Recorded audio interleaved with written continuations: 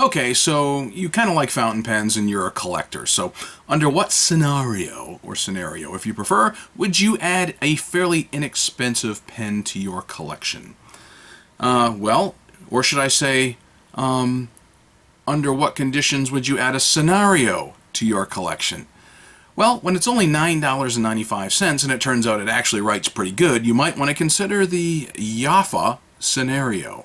It's being billed as Yafa by Monteverde. Yafa Brands owns both Conklin and Monteverde. So while surfing around, I found the Yafa scenario, and it was only $9.95. So I figured, why not? Let's give it a try. At first glance, when I look at this pen, it actually kind of reminded me of a sci-fi robot, if you know what I'm talking about. It's kind of a funny looking pen, but it actually came together in a set with a ballpoint. So there is a matching ballpoint for $10. So I figured, yeah, let's give it a shot. So I got it. I looked at it. I said, man, that is kind of funny looking, because you got the clip way down here, so you got like a chrome dome at the top, and then you've got the silver that comes down, and then you've got it kind of flares out at the bottom of the cap, and you've got that not only the flare, but you've got that black plastic ring which helps seal the cap to the body of the pen. So then you've got at the end here, you've got a nice silver dome again with a little jewel or end piece that's black. So this kind of tapers slightly down here. It just reminded me, like I said, of a sci-fi robot. And then you've got this nice rubberized grip. So for those of you who like rubber grips rather than having them smooth or plastic or metal, I think you'll be surprised, pleasantly so, with this, because it's a very textured, ribbed rubber grip, and it's very comfortable to hold. So then you come down, and you've got here at the end, you've got a silver step down, and then a step down, and then you've got a Lamy style nib here at the end. Let's see if I can put this up here for you. So I ended up getting a medium, nothing special, $10 fountain pen and ballpoint, and I figured I'd give it a shot just to see how good it is. It comes without a converter. So I had a bunch of these old Jinhao converters laying around that I took out of some Jinhao pens when I gave them away to kids, and gave them instead in a standard international cartridge, figuring that would be a little bit better for them to be able to use. But those Jinhao converters don't fit in a whole lot of pens sometimes, even though they are standard international, but it did fit nicely into here. The pen did come with a single short cartridge. I said, nah, I'm going to see if I can get a converter. And I tried one of these, and I was like, oh, that works, good, because I got more of those right now than I've got anything else. Didn't want to go up with a nice, I didn't want to put a converter in that's as expensive as the entire pen was itself. So I figured, all right, let's give it a shot, for $10. And you know what? I was actually kind of surprised for $10. So this pen actually is comfortable to hold. It's comfortable to write with. You can hold it for long writing sessions because of the way it's engineered with a nice long enough grip section. It's long enough to be held in the hand without posting. You can post it, and it does not throw off the balance all that much, just a little bit, but it's still doable. So that's not a problem. It posts very securely. So I figured, not a bad deal. And it's got a Lamy style nib. Let's see how that nib writes. Surprisingly, it wrote fairly well. And although it wrote well, I said, I can make it write just a little better. So I got out my little smoother and my smoothing kit, and I smoothed out that nib. I'm talking just a few seconds on some micro mesh. Didn't take much at all to get it just on one side just a little smoother, and now it writes very well. So I was actually pleasantly surprised. For $9.95, I got a ballpoint pen that writes fairly well. The ballpoint takes Parker style refills, and this, of course, you can put in any standard international converter or cartridge, and it actually writes pretty good.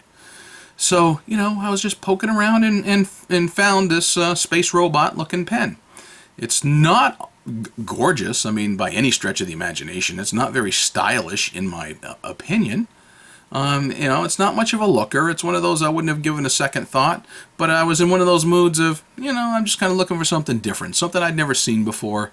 And then I just ran across this, and I look at the price, I was like, for that price, yeah, why not? Click, buy it now. So I did.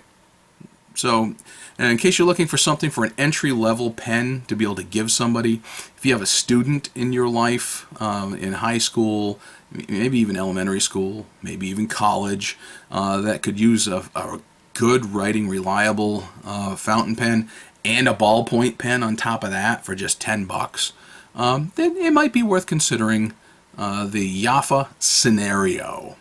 So I did, and I can't complain about it, quite honestly. I was pleasantly surprised. So let me show you how it writes, and before we get the writing sample, here's some statistics about the pen.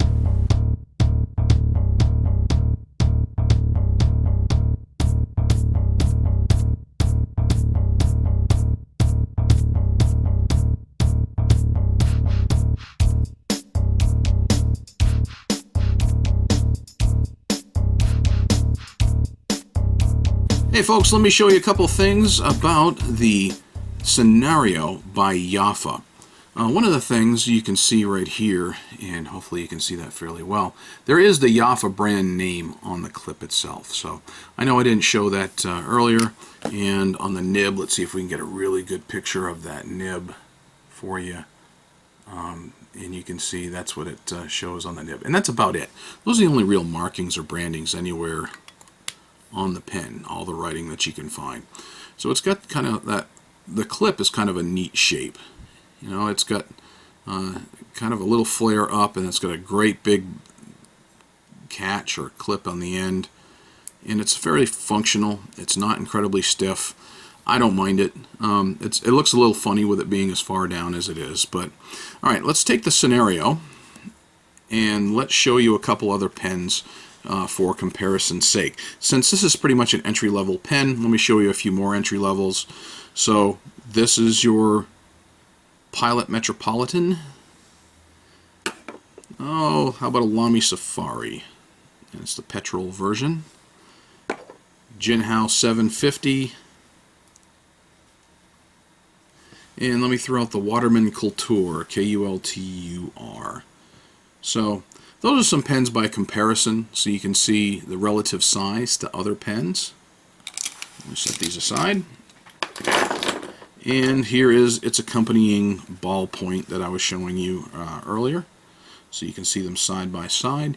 You can see they've got pretty much the same kind of styling, same kind of clip, and same color combination. This is just a little smaller and skinnier. As such, you've got the smaller diameter at the cap. You've got the smaller diameter of the band when it comes to right here, that silver trim. So if you like chrome and you like silver and chrome together, it's not a bad combination. So let's take a look to see how she writes. This is the Yafa Scenario by Monteverde.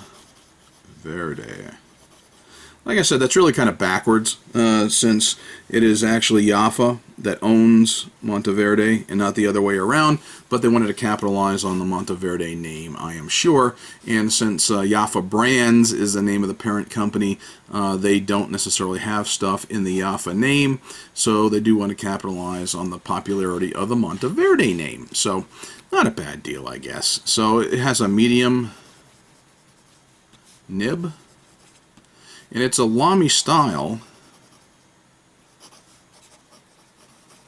nib, and it actually writes fairly smooth. I guess to be grammatically correct, I should say fairly smoothly. And it wrote smoothly right out of the box. And I just said, like I mentioned earlier, I could make it just a little smoother. So I did. So I spent just, I'm talking literally 10 seconds or so on a little bit of micro mesh, and it writes better now than it did then. But it still wrote fairly smooth. It was acceptable. It was nothing to complain about, but it was one of those, yeah, I can make it even better. And I liked the way it wrote. I said, surprisingly, it writes fairly well. It wrote better than I thought it would. For a $10 pen, I did not expect that at all. So let's see what kind of line variation you can get. Since you got the steel nib, you can get a good dark line. You got just a little bit of flex. I don't know if you can see that, but there is a little bit of flex that you can get out of this thing. Writes well that way, well in that direction. Downward strokes, upward strokes. Oh, let's see, what else?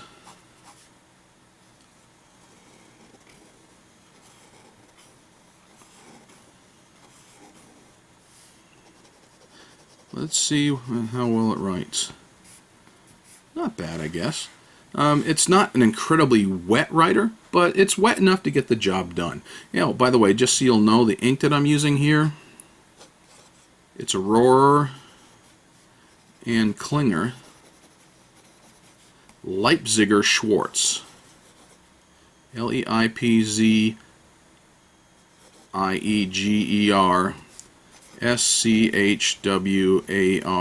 Schwarz black ink.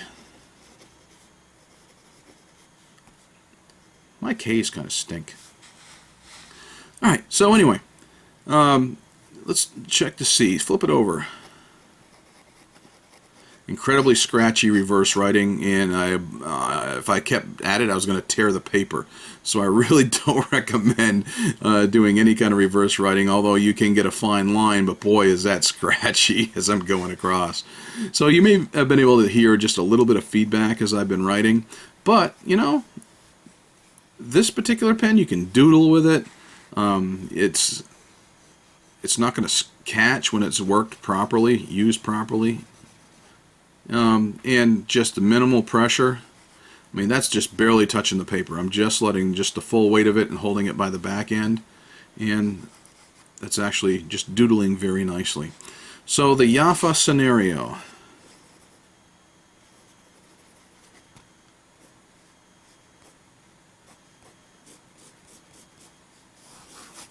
Not a bad pen, folks. For 10 bucks, $9.95. That's I found it on eBay, and I haven't seen it anywhere else except on an eBay listing. If you can happen to catch one somewhere online, it's probably about the only place you're going to find them. But if you can find a Yafa scenario, it's worth the 10 bucks. I would say definitely. You know, it's kind of ugly, you know, but I could deal with it, and that's something I wouldn't hesitate to give somebody. If they are looking to get into a fountain pen for the first time, it's something I wouldn't hesitate to give my son to be able to use at school. I don't know if I'd give it to my wife, because she'd probably think it's hideous, and I think it's borderline hideous and weird looking, and almost sci-fi robot looking, but I can't complain about the performance for $9.95. So there you go, the Yafa scenario.